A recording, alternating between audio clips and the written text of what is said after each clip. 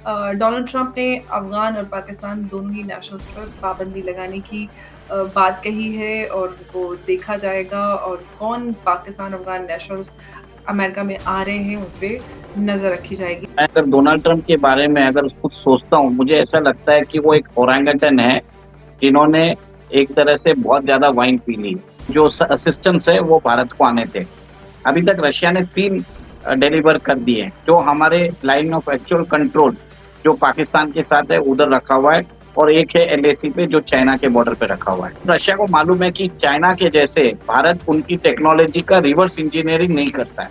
आपको ये समझना पड़ेगा ये S-400 सिस्टम है क्या? ये एक मिसाइल डिफेंस सिस्टम है, जिसके अंदर दुनिया का most advance missile defence system है।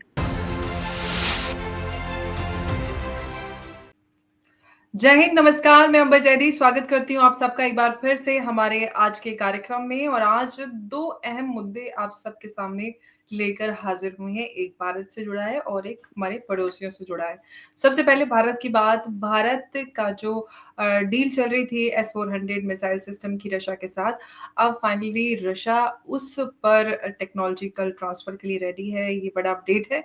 और अगर हम पड़ोसियों की बात करें जिसमें पाकिस्तान और अफ़गानिस्तान शामिल हैं, तो डोनाल्ड ट्रंप ने अफ़गान और पाकिस्तान दोनों ही नेशनल्स पर पाबंदी लगाने की बात कही है और उनको देखा जाएगा और कौन पाकिस्तान अफ़गान नेशनल्स अमेरिका में आ रहे हैं, उस पे नज़र रखी जाएगी। इन शॉर्ट एंट्री पर काफ़ी बड़ी सख्ती रख दी गई है। इन्हीं दोनों मामलों को हम आज की चर्चा का विषय बनाएँगे और समझेंगे उमेश जी से इसका क्या मतलब है। बहुत-बहुत स्वागत है उमेश जी। जय हिंद, नमस्कार। जय सिया राम। जय सिया राम। उमेश जी, 2 अपडेट्स हैं। एक तो रशिया और अमेरिका से जुड़ा हुआ जो S-400 मिसाइल सिस्टम की डील भारत और रशिया के बीच में चल रही है, उसको लेकर अपडेट है कि अब टेक्नोलॉजिकल ट्रांसफर के लिए रेडी है। लगातार मिलिट्री से जुड़े हुए अपडेट्स हमारे सामने आ रहे हैं। किस तरह से देख रहे हैं? अब S-400 में काफ़ी देरी हो गई थी। अब इसमें टेक्नोलॉजिकल ट्रांसफर भी हो रहा है। रेडी है रशिया उसके लिए भी? देखिए अंबर जी, ये सिस्टम जो S-400 है, हमने दिया था 2018 में। इसके लिए हमने $5 बिलियन दिए थे। तो जी। इसमें ऐसा था कि इसके 5 जो सिस्टम्स है वो भारत को आने थे। अभी तक रशिया ने 3 डिलीवर कर दिए हैं, जो हमारे लाइन ऑफ एक्चुअल कंट्रोल जो पाकिस्तान के साथ है उधर रखा हुआ है और एक है एलएसी पे जो चाइना के बॉर्डर पे रखा हुआ है। हुँ, हमें 2 एडिशनल सब सिस्टम्स भी चाहिए, एडिशनल सिस्टम। रशिया हुँ। ने बोला था कि पहले 2024 में देंगे, अब उसको बढ़ा दिया है 2025 में। और फिर बोल रहे हैं कि शायद 2026 भी हो सकता है। अब रशिया को मालूम है कि चाइना के जैसे भारत उनकी टेक्नोलॉजी का रिवर्स इंजीनियरिंग नहीं करता है। तो उस बेसिस पे रशिया ने सोचा है कि टेक्नोलॉजिकल ट्रांसफर कर देते हैं कि भारत इसके अंदर मैक्सिमम कंपोनेंट्स भारत ये चीज़ भारत के अंदर ही बन जाएगा। भारत इसकी जो फ्यूचर में अगर कोई कंपोनेंट ज़रूरत रहेगी तो भारत उसी को बना भी लेगा। तो हमें मेंटेनेंस, रिपेयर्स और ओवरहॉलिंग के लिए रशिया के ऊपर डिपेंडेंट नहीं रहना पड़ेगा। और सेकेंडली, जैसे ये भारत के अंदर जो मिसाइल डिफेंस सिस्टम बनेगा, तो हुँ, इसके कारण भारत की जो भारत के अंदर जो 2 सिस्टम जो भारत को चाहिए, वो जल्दी बन पाएँगे। सेकंड एक और एक चीज़ है, इसके बाद बनने के बाद एडिशनल जो भी सिस्टम्स आएगा, जैसे हम ब्रह्मोस मिसाइल सिस्टम को हम बाहर बेच रहे हैं, तो we can use it for export also. और जी। आपको ये समझना पड़ेगा ये S-400 सिस्टम है क्या? ये एक मिसाइल डिफेंस सिस्टम है, जिसके अंदर दुनिया का most advance missile defence system है। इसके अंदर वो बताते हैं कि 400 किलोमीटर की रेंज में अगर कोई भी एयरक्राफ्ट आता है, ड्रोन्स आता है, म्यूनिशंस आता है, यूएवीज़ आता है, सबको ये एक तरह से आइडेंटिफ़ाई करके एक तरह से न्यूट्रलाइज़ कर सकता है। और आपने देखा है कि भारत के ऊपर अमेरिका ने बोला था कि हम एक कैट्सा सैंक्शंस लगा देंगे आपके ऊपर। भारत ने अपनी डिप्लोमेसी जी। से अ, उसको भी एस्केप कर लिया है अमेरिकन सैंक्शन से हमारी डिप्लोमेसी के कारण। भारत ने इंश्योर जी, किया है कि जो अमेरिकन वेपनरी हम ले रहे हैं और रशियन वेपनरी ले रहे हैं, उसका उसको हम एक तरह से अलग-अलग अलग से यूज़ करेंगे, उसको साथ में नहीं लेके आएँगे। तो कहीं न जी, कहीं इसका मतलब ये है कि Russia trusts India more than China. और इसके लिए हम BrahMos missile defence system missiles भी बना रहे हैं। और अब आपने ये देखा कि कैसे उन्होंने S-400 सिस्टम्स भी ऑफर कर दिए।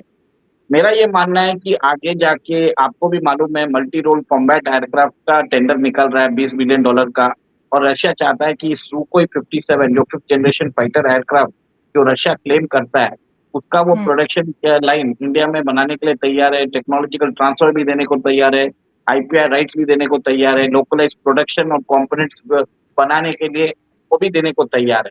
तो इस हिसाब से एक तरह से कॉन्फिडेंस बिल्डिंग मेजर्स है।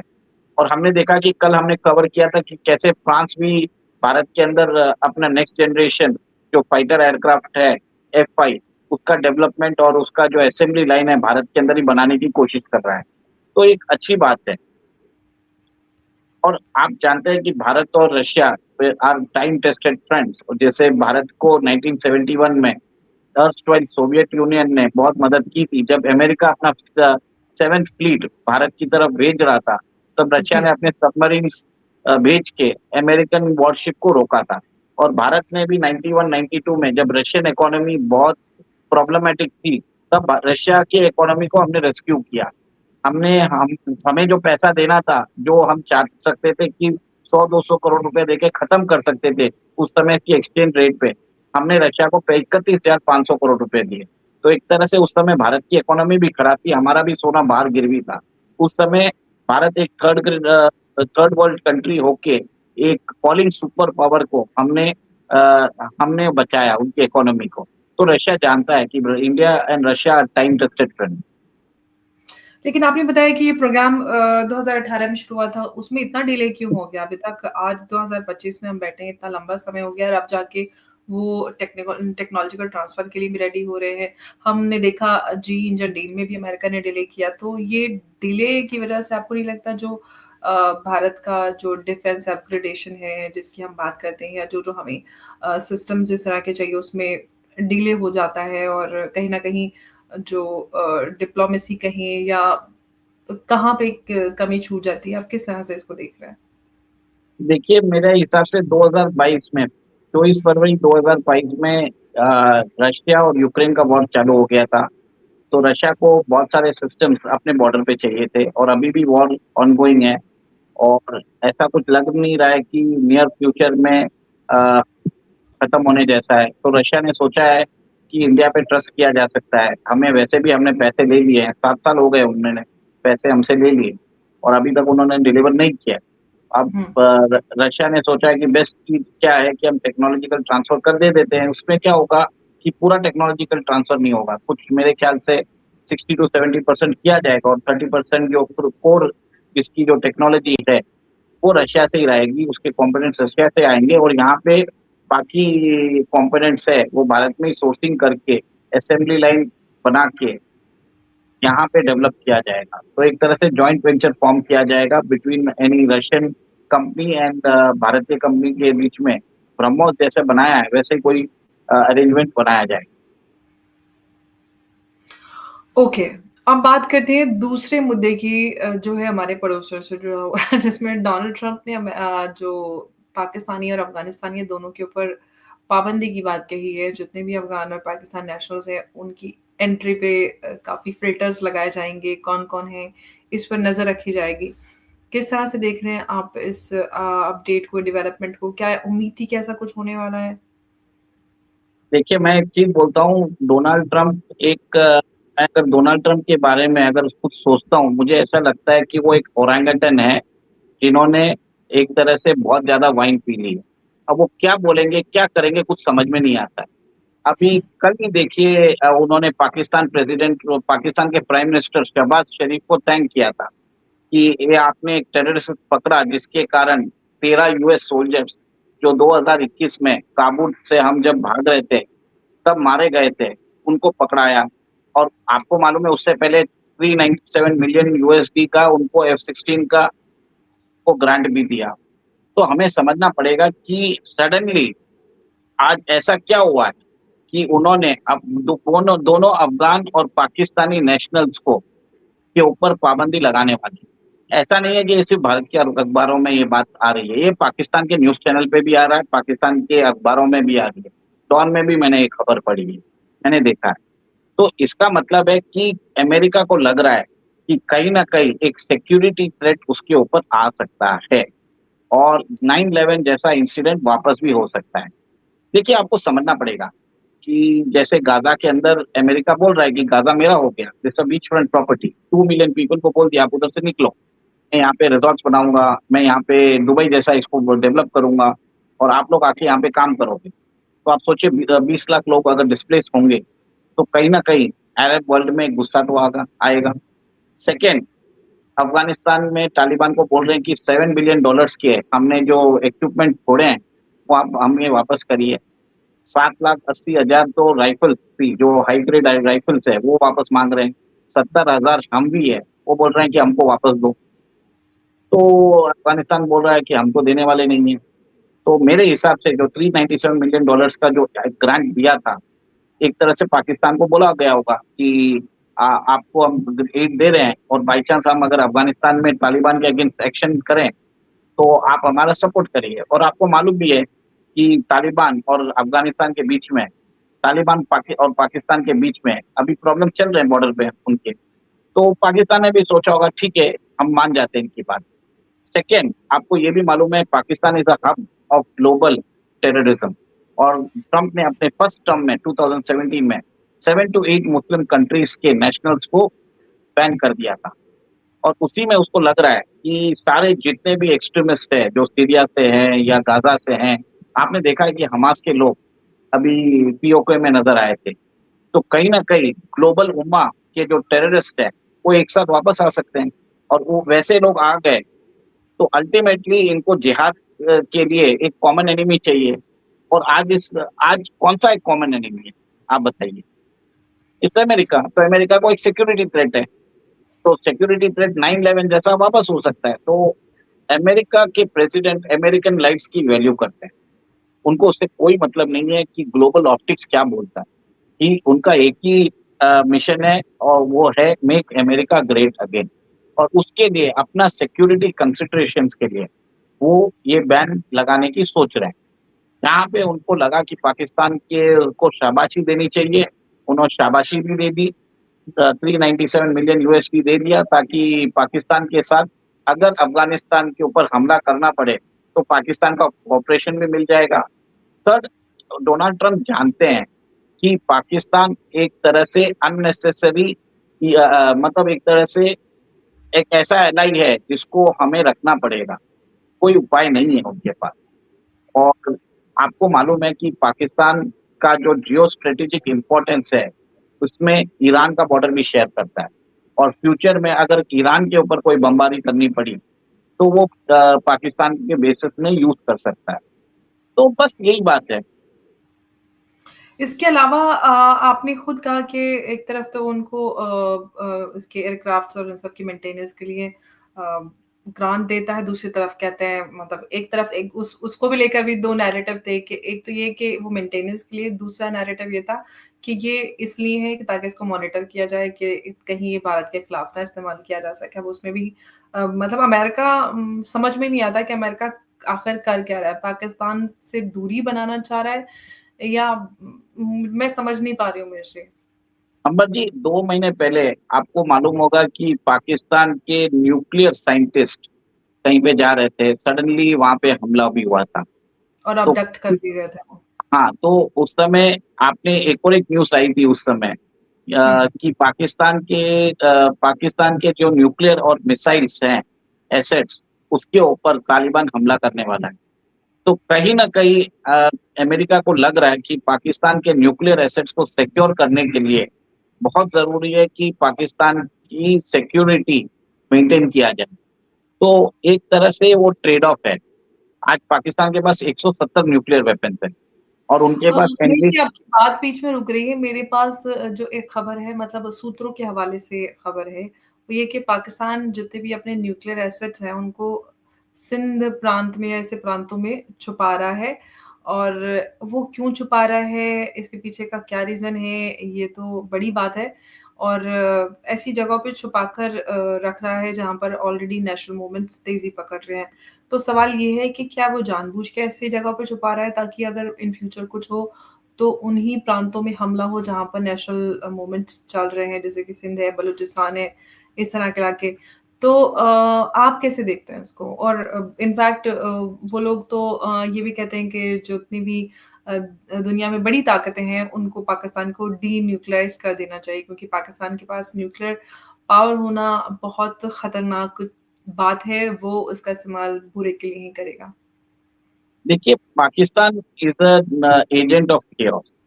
आपने जिस हिसाब से वो सूत्र की न्यूज़ जो बताई है मुझे कि सिंध में रखा है, बलूचिस्तान में रखा है, उसको इसके लिए रखा है कि ताकि न्यूक्लियर वेपन्स को वो ट्रेड कर सकें। क्योंकि आप देखिए सिंध जो है, कराची के पास है, एक पोर्ट एरिया, आराम से चाहे तो ट्रेड कर सकते हैं। सिंध का सी सी हिस्सा है कराची। हाँ, सिंध प्रांत में कराची आता है। हाँ, वही कराची जो पोर्ट है, उधर से आप आराम से ट्रेड कर सकते हो। हुँ, ग्वादर के थ्रू आप आराम से ट्रेड कर सकते हो। तो एक हुँ। तरह से वो जानता है कि एनी टाइम कुछ प्रॉब्लम हो सकता है।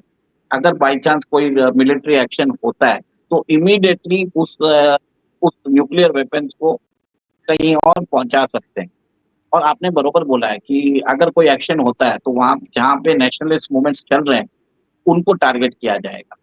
तो एक तरह से बहुत ही भयानक सिचुएशन है पाकिस्तान का, अभी लोगों की नज़र में नहीं है, बट आगे जाके साल 2 साल में the biggest issue of for the world will be the denuclearization of Pakistan.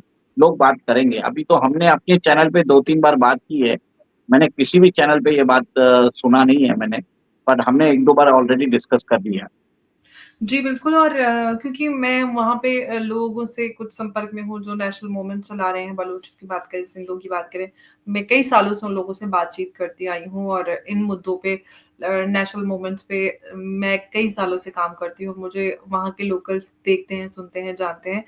इसलिए मेरे पास छोटी-छोटी खबरें होती हैं। लेकिन उमेश जी सवाल ये है कि ऐसे में जबकि हम डीन्यूक्लियराइज़ेशन की बात करते हैं और वो जितने भी नेशनल मूवमेंट चलाने वाले एक्टिविस्ट हैं, वो इस बात को सालों से उठाते आए हैं कि पाकिस्तान को डीन्यूक्लियराइज़ कर देना चाहिए। ये ठीक नहीं है। अब पाकिस्तान को डीन्यूक्लियराइज़ करने की जो कवायद है, वो कैसे की जा सकती है? अगर पाकिस्तान को डीन्यूक्लियराइज़ किया जाता है, तो क्या जिसके पैसे से या जिस इन्वेस्टमेंट से पाकिस्तान के पास न्यूक्लियर शक्ति आई थी, उन्हीं के पास ये वापस जाएगा यानी कि सऊदी अरेबिया? क्योंकि ये इस्लामी बम और इस्लामी सारी चीज़ें न्यूक्लियर पावर बनी थी या कुछ और हो सकता है इसका अल्टरनेटिव? देखिए, बहुत सारे इसमें आयाम हैं।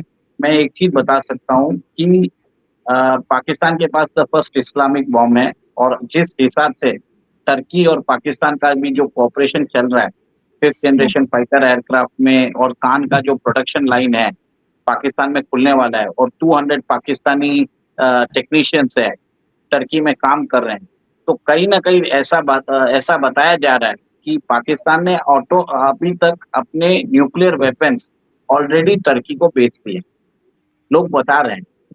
ये ऑलरेडी चल रही है और पाकिस्तान की हिस्ट्री भी वैसी है कि उसके ऊपर भरोसा नहीं किया है क्योंकि इल्लीगल न्यूक्लियर आर्म्स और यूरेनियम बेचने में पाकिस्तान पहले से ही आपने देखा ही है कि उनके ऊपर इल्ज़ाम भी लगे हैं और जो फादर है उनके एक्यू खान, वो तो इंटरनेशनल चोर भी उनको डिक्लेयर कर दिया गया है। ठीक है, पाकिस्तान को खुद को उनको नज़रबंद करना पड़ा, ऐसी हालत हो गई थी। ठीक है, तो उन्होंने सारा ब्लेम जो आईएसआई का पूरा ब्लेम उन्होंने खुद के ऊपर ले लिया था। उनको बलि का बकरा बनाया, हुँ, ठीक है? तो ये ऑलरेडी बात चल रही है, ये रूमर्स आ रही है। सेकंड जो एक बात हुई थी कि जो न्यूक्लियर साइंटिस्ट पे अटैक हुआ था, उसमें वो लोग यूरेनियम भी कैरी कर रहे थे और शायद वो यूरेनियम उन्होंने एक तरह से कवर अप था और शायद वो यूरेनियम ईरान को भी सप्लाई किया है। बातें चल रही है। अभी तक कोई अनवेरिफाइड रिपोर्ट्स है बट रूमर्स है। बट अगर कुछ इतनी सारी बातें चल रही है तो कहीं न कहीं सच्चाई तो ज़रूर होगी और हुँ, अगर पाकिस्तान को डीन्यूक्लियराइज़ करना है, तो जैसे-जैसे सिचुएशन खराब होगी, आप ये देखेंगे इंटरनेशनल फ़ोर्स एक रेडी किया जाएगा to secure the assets of Pakistan. उसके अंदर आप देखेंगे एक जॉइंट ऑपरेशन होगा by India, Russia, America, China, Iran, Saudi Arabia. इन सबको वो इन्वॉल्व होना पड़ेगा, कोई एक कंट्री नहीं कर पाएगा। क्योंकि पाकिस्तान एक बहुत बड़ा कंट्री है, उसकी टोपोग्राफी बहुत उसके जो नेबर्स हैं और इंटरनेशनल फोर्सेस सबको करना पड़ेगा क्योंकि चाइना को भी मालूम है अगर या ज़िनजियांग के जो उइगर रेबेल्स हैं, उनके पास अगर न्यूक्लियर वेपन्स आ गया तो चाइना के लिए प्रॉब्लम है। और सेंट्रल एशिया में कजाकिस्तान, तजाकिस्तान, तुर्कमेनिस्तान सब है, तो रशिया के स्फीयर ऑफ इन्फ्लुएंस में आते हैं। और अमेरिका को भी मालूम है कि अगर कोई जिहादी के हाथ में अगर ये बॉम्ब आ जाए और वो यूएसए में फोड़ दे, तो अमेरिका वो भी नहीं चाहेगा, क्योंकि अमेरिका के अगेंस्ट इस्लामिक वर्ल्ड में एंगर बढ़ता जा रहा है। जिस गाजा के ऊपर जो बात कर रहे हैं और वो इसराइल को सपोर्ट कर रहे हैं for a greater Israel plan, कहीं ना कहीं जो अरब वर्ल्ड में है उनके ऊपर गुस्सा बढ़ रहा है। और ये एक तरह से नया टेररिस्ट अटैक भी हो सकता है। तो जब तक एक इंटरनेशनल फोर्स बनती नहीं है, पाकिस्तान को डीन्यूक्लियराइज नहीं कर सकते। उससे पहले मेरा मानना है कि पाकिस्तान में सिचुएशन बड़े बिगड़ेगी, और वो हो भी रही है। आप देख ही रहे हैं कि कैसे Balochistan liberation army, Balochistan national army form हो चुकी है। अफगान भी अगेंस्ट हो चुके हैं। सिंधु देश लिबरेशन आर्मी उनके अगेंस्ट हो चुका है। तो कहीं ना कहीं पाकिस्तान में तो रोज सुनने में आता है कि 4-5 लोग तो मर ही रहे हैं। तो एक कॉमन बात हो गई है कि बम ब्लास्ट हुआ है। और अभी नई खबर ये आ रही है कि Pakistan means going to use air force, will do air force strikes against Afghanistan, against the Taliban regime in Afghanistan. तो कहीं ना कहीं 30 लाख जो अफगानी पाकिस्तान में रह रहे हैं, वो एक लाइव ह्यूमन बॉम्ब पर नहीं है। कहीं ना कहीं बॉम्ब उठाएंगे पेशावर या रावलपिंडी से, वहां पे तो पाकिस्तान तो नेक्स्ट सोमालिया बन रहा है, या सोमालिया या रवांडा बोल दीजिए एशिया का। तो सिचुएशन जैसे खराब होती जाएगी, इंटरनेशनल कम्युनिटी को साथ में आना ही पड़ेगा, कोई उपाय नहीं है, ये करना ही पड़ेगा। क्योंकि आपको उनके न्यूक्लियर वेपन्स को सिक्योर करना पड़ेगा, उनके मिसाइल सिस्टम्स को उनको आपको डीएक्टिवेट करना पड़ेगा। एनरिच यूरेनियम रहेगा, रॉ यूरेनियम रहेगा, न्यूक्लियर वेस्ट रहेगा, और वो स्कैटर्ड है। तो कोई एक कंट्री नहीं कर सकता। और भारत ना चाह के को भी भारत को ये मिशन लीड करना पड़ेगा, क्योंकि हमारा एक 3800 किलोमीटर का बॉर्डर है उनके साथ। बिल्कुल, और कभी वो भारत क्या की धरती भी हुआ करता था पाकिस्तान, आज भारत से अलग है, लेकिन एक ये भी ज़िम्मेदारी है, बिगड़े कहते हैं ना, बिगड़े बेटे की ज़िम्मेदारी भी बाप के ऊपर ही होती है, चाहे वो कितना ही आवारा गुंडा बन जाए। तो वो तो वैसे ही पहले इनको लात मारेंगे, फिर समझाएंगे, और क्या कर सकते हैं। डी रेडिकलाइजेशन भी करवाना पड़ेगा। पहले तो वो हो न्यूक्लियराइज़ेशन हो, फिर उसके बाद डी रेडिकलाइज़ेशन होगा। वो तो पाकिस्तान की ज़िम्मेदारी हम क्यों लें, हमारे पास जो ऑक्यूपाइड कश्मीर के लोग हैं, उनके बारे में हम ये बात कर सकते हैं। और अभी जब कश्मीर का मुद्दा उठाया गया, सवाल उठाया गया फॉरेन विज़िट पर जयशंकर जी के सामने, पाकिस्तानी पत्रकार ने सवाल रखा कश्मीर को लेकर, पाकिस्तान और भारत के रिश्तों को लेकर, तो उन्होंने कहा कि कश्मीर हमारे हवाले कर दे, कश्मीर छोड़ दे, और उसके अलावा कोई सॉल्यूशन ही नहीं है पाकिस्तान और भारत के बीच रिश्तों को मैं बेहतर करने का। मैं तो जी, ये चाहता था, अगर थोड़ा सा ऐड कर देते कि हम बलूचिस्तान को भी ले लेंगे, जो 1949 में उन्होंने ऑफर भी किया था कि हम बिल्कुल। मर्ज करना चाहते हैं। जयशंकर साहब बादशाह को तो भाई वो भी। बताइए, मतलब मैं तो कई सारी चीज़ें ऐसी हैं, मतलब हालाँकि मैं अपने देश के बारे में कभी बुरा सोचती बोलती नहीं हूँ, लेकिन कुछ ऐसे ऐतिहासिक ब्लंडर्स हैं जिनके बारे में सोचो तो बुरा लगता है। जैसे कि 1971 में बांग्लादेश आपने अपनी आर्मी, अपना पैसा, अपने लोगों को न्यौछावर करके आज़ाद कराया। आप ही की धरती थी वो, ऐसा नहीं था कि कोई और फॉरेन लैंड थी, और जो उसकी स्ट्रेटेजिक इम्पोर्टेंस इतनी ज़्यादा थी, और वो आपने यू गिव इट अवे। दूसरा, बादशाह खान चाहते थे कि आप उनके साथ जुड़ें, और उनको छोड़ दिया, और उन्होंने कहा भी कि मुझे भेड़ियों के हवाले छोड़ दिया है। वो चाहते थे कि भारत का हिस्सा बने। तो कई सारे ऐतिहासिक ब्लंडर्स हुए हैं जिसकी वज़ह से आज भारत को बड़े नुकसान और बहुत बड़े खसारे में भारत है। तो उम्मीद करते हैं, जैसे फिर यूनाइटेड नेशंस की सीट की बोल बात करें चाइना को, तो बहुत सारी चीज़ें, कई सारी चीज़ें ऐसे निकल कर आती हैं कि बड़ा गुस्सा आता है, और सोच के बड़ा अफ़सोस होता है कि ऐसा कैसे हमारी लीडरशिप से इतने बड़े फैसले हुए जिसकी वज़ह से आज हम इतना बड़ा नुकसान उठा रहे हैं। ख़ैर, अंबर जी, उस समय सिर्फ रंग चेंज हुआ था। उस समय ब्राउन अंग्रेज हम पे रूल कर रहे थे, बस। मैं इत, मैं इतना ही बोलना चाहूंगा। बिल्कुल, तो ये बहुत दुःख देती हैं, ऐसी कुछ बातें हैं, और हालाँकि जो भी है बहुत अच्छा है, अब देश पे बहुत नाज़ है, लेकिन जो चीज़ें गलत हैं, उस पे भी बात की जाएगी। और मुझे बहुत धन्यवाद। जी, बहुत कुछ कहना चाहते हैं? और बस एक चीज है, प्रधानमंत्री मोदी जी ने बोला है कि 2029 तक वो चाहते हैं कि 1 लाख लोग उनके साथ पॉलिटिकली जुड़े, ताकि जो 2014 में इससे पहले जो ब्लंडर हुए थे, लोगों को मालूम पड़े। क्योंकि क्या है 2029 के इलेक्शंस जब आएँगे, सब लोग भूल गए होंगे कि 2014 से पहले क्या होता था। तो मैं भी आपके चैनल से लोगों को बोलना चाहता हूँ कि आप पॉलिटिकली इन्वॉल्व रहिए, प्राइम मिनिस्टर को फॉलो करिए, देश को बचाइए। ऐसे ब्राउन अंग्रेज़ वापस नहीं आने चाहिए, नहीं तो बहुत सारे ब्लंडर्स होंगे। जो हाल यूक्रेन का आज हो रहा है, जो हाल आज बांग्लादेश का हो रहा है, जो हाल आज पाकिस्तान का हो रहा है, वो रिपीट ना हो।